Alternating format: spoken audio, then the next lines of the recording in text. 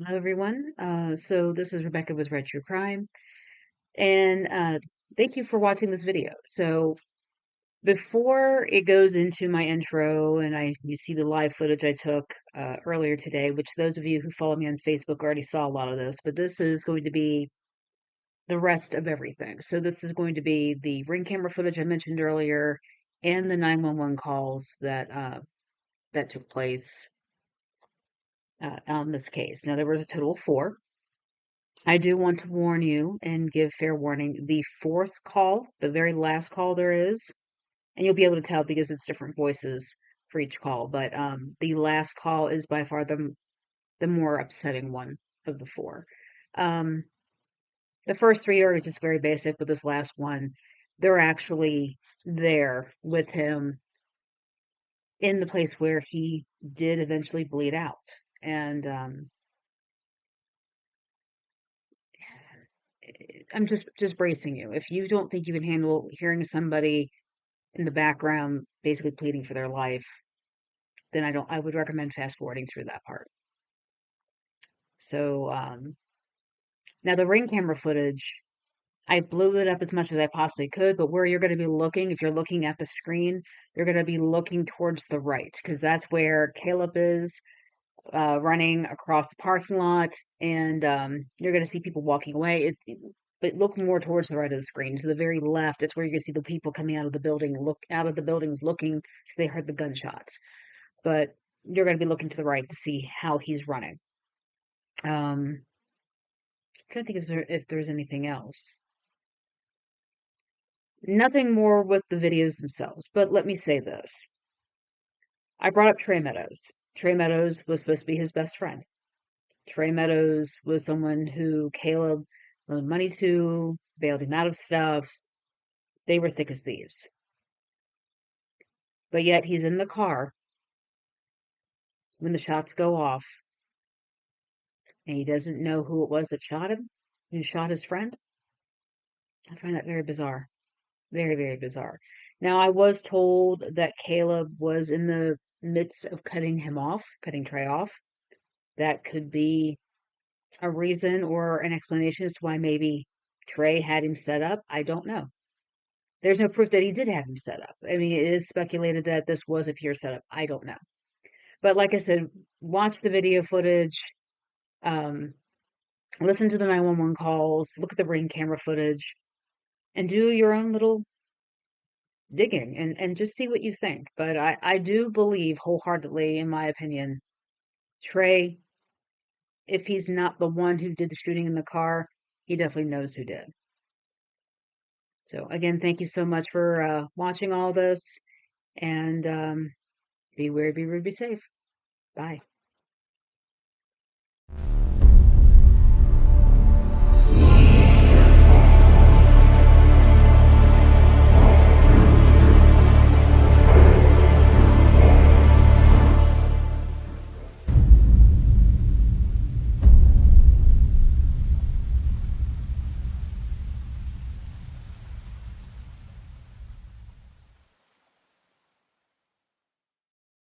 Good morning, everyone.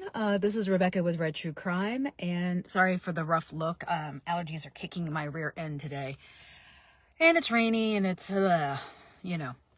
So, if you look in the description, we are going to be talking about Kalup Maynard.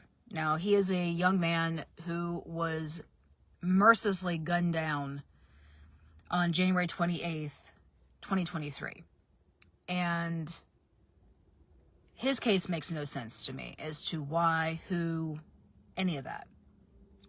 So right now, let's see, let me turn my camera around. I am sitting outside the Yorktown Apartments where this happened. So I'm going to turn the camera this way.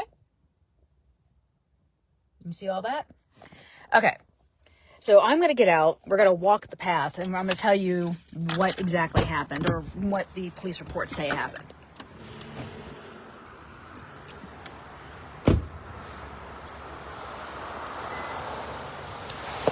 So, to make a long story short, per ring camera footage, per witness statements, per the 911 calls, Caleb was sitting in his car. He had just come home. with his girlfriend, also the mother of his son, and she was in the house. His friend Trey Meadows got in the car with him. Next thing you know, gunshots ring out. His girlfriend comes running out and sees Trey and asks Trey, "Where's Caleb?" He's like, "I don't know." That is what we do know. That is what's been said. Now, you see Caleb running from his car across to the other complex. So these are all little townhouses around here. Running across the complex, maybe shooting over his shoulder. That I'm not clear on, but doing something. And you see where he catches himself on a car and keeps going. But you see cars pull in, get out. You see people come out of their townhouses, especially right here, this one right here. Somebody came out and looked because they heard the gunshots. Now,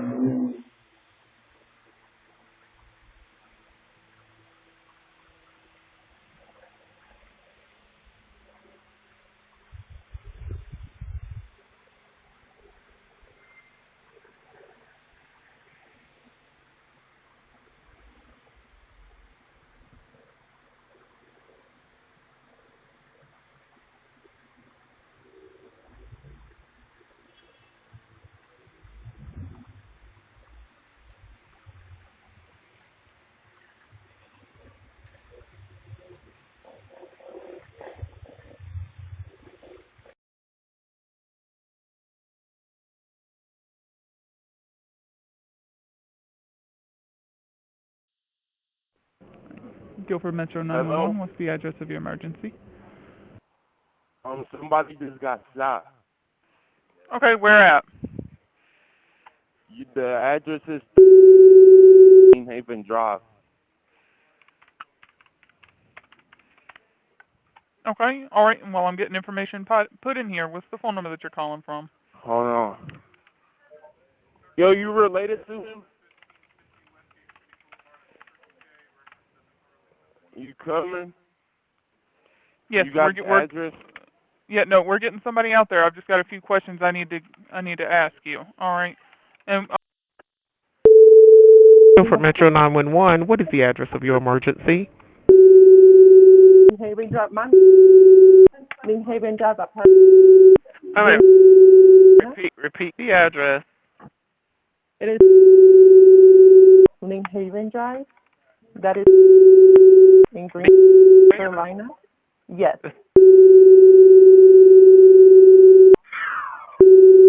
Okay, and tell me what's wrong, ma'am.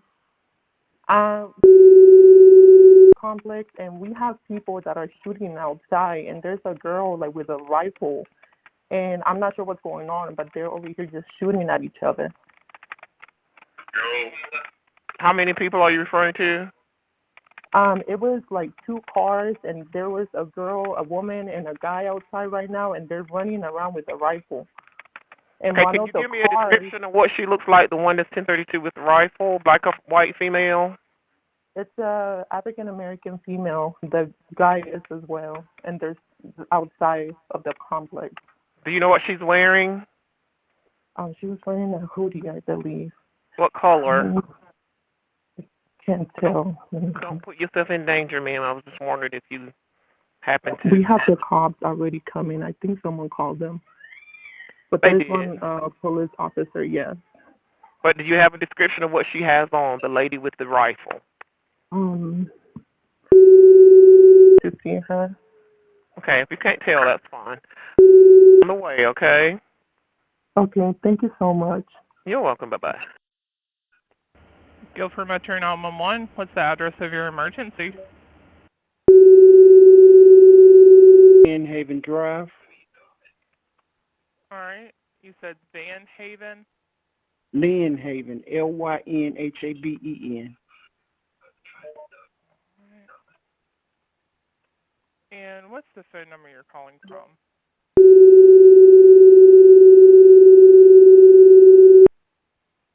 Okay. And what was your name? My name. Okay. And tell me exactly what happened. We heard shots outside, and the bullet came through. It's in the house. Went through the refrigerator. Okay.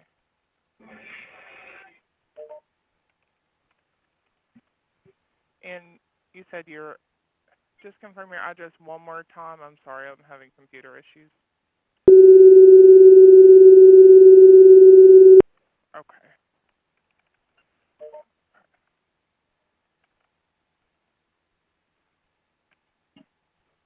And you said it came through your house? Yes. Okay.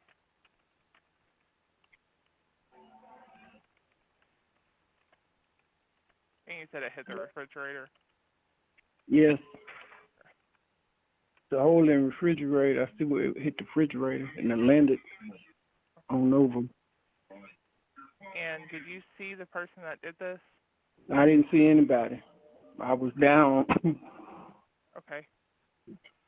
And I will put it in here, and I will get an officer to come out there, okay? All right. Thank you. All right. Thank you. Bye-bye. Guilford Metro 911, what's the address of your emergency? They're at Yorktown Apartments. Okay. You have an address? No, I just know it's Yorktown Apartments. I need an evidence right now because.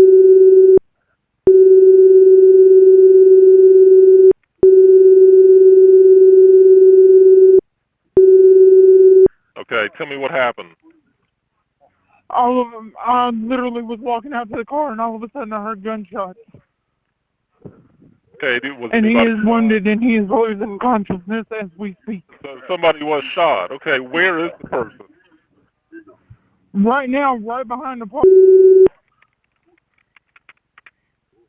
Okay, are you with the patient? Trying to swallow his tongue. Are you with the patient right now? Yes. Stay with me. Stay with me. Stay with me. Okay. All right. Just hold on for me for a second, okay? I'm going to tell you what to do. Okay. We have it. Come on.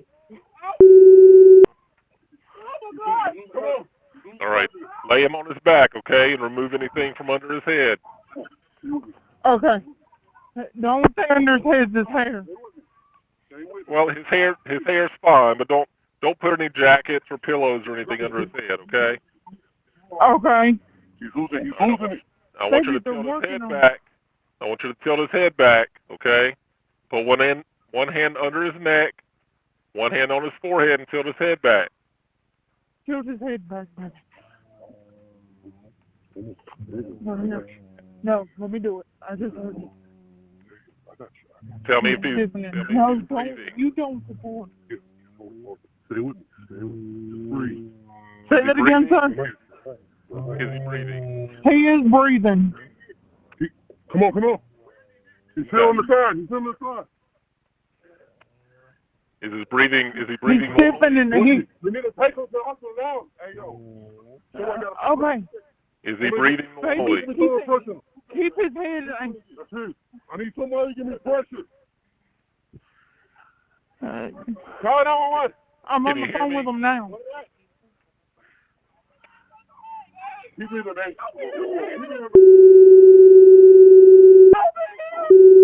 Ma'am, Is he breathing normal? No, he's like he has a death growl to him. They said don't push. Keep that pressure. Keep that pressure.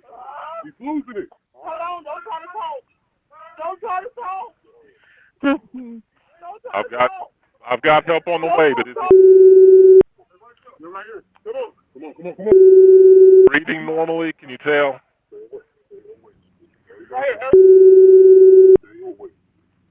Breathing.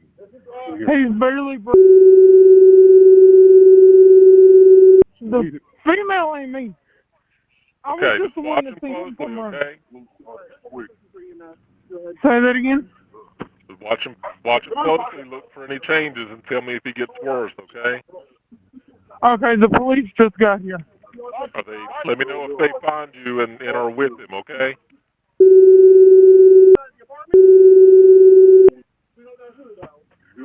All right. All right, I'll let you go. Okay, thank you. All right, bye-bye. Now, Caleb ran, let's see, believe he was at this building over there, and he ran that way. But he ran in between the buildings. People went over there, checked on him, per the 911 call that gave most of the description. He was bleeding. They were screaming for him to stay with them. But nobody really knows what really happened. Per the evidence reports that it was taken, they found a lot of 9mm bullet casings. And one theory is Caleb and his friend Trey fought over the gun inside the car, and that is how he was shot. But yet, Trey Meadows is still walking a free man. Why? Because if he was involved in this, why has he not been arrested? That's a good question, because he was in the car. And that makes no sense. Caleb was shot twice. Trey was sitting next to him in the car. But Trey didn't get hit? Because the story is some lone gunman walked up to the car and just started shooting away. Why didn't Trey get hit? Those are the questions I have. But there you see all the apartments here. But yet no one saw anything? I mean, like I said, ring camera footage, and I don't have the full video. They did show a big snippet, and you do see Caleb running. And you see a car take off. You see another person walking away. The person walking away had to have seen something. This is a case that bothers me a great deal. Because you had somebody who was very positive, who was an entrepreneur, who had kids, who wanted to be a father, who wanted to be there for his family, taken unnecessarily. What's the motive? What could he have done to deserve that kind of treatment? Those are the questions I have. Maybe he did nothing. Maybe it was a sense of jealousy. Maybe it was a deal that they wanted to do with him and he didn't want to do, and they took him out for that. Who knows? So many questions. So many questions. But I will say this, Trey Meadows has a little bit of a seedy past. And it's interesting because you can barely find any of it. But this is somebody who had aspirations for the NFL and is now playing arena football. Did he know people? Sounds like his mother was connected. A city council person called Caleb's mother wanting to discuss to see what they could do to help her. And it's like, that's weird. How do you pull a city council person like that? Just saying. Marissa Carmichael's mom didn't get a call from a city council person. Laquan Little's mom didn't get a call from a city council person. So, not to say that Caleb didn't deserve that, but I thought that was interesting that a city council person tried to get involved in this. So many questions. So if you go to my YouTube channel, I'm going to upload this video with all the other evidence that I've collected and my thoughts. I'm going to do another more deeper dive video, but I wanted to at least go live and show you the scene of the crime where it all went down. Because look at all this. I mean, these are all so close together. How did nobody see anything? I don't understand that at all. How did nobody see anything? That poor man bled to death on the ground. People holding him, people crying around him. None of it makes sense. None of it makes sense. Like I said, this is Rebecca with Red True Crime. Please go to the YouTube channel in a few hours. I will upload the video with the 911 calls and the ring camera footage, so you can make your own decision as to who's involved and who maybe is to blame. So thank you for tuning in. You all have a great day, and I'll check back in with you later.